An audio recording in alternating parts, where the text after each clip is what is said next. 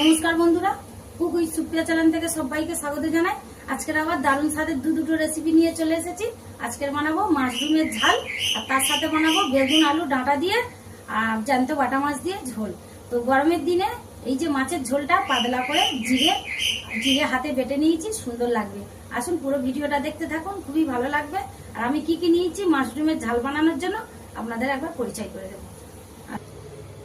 এই যে এখানে এই মাশরুমগুলো কি সুন্দর দেখতে লাগছে, একদম ফুলের মতো পাপড়ি পাপড়ি।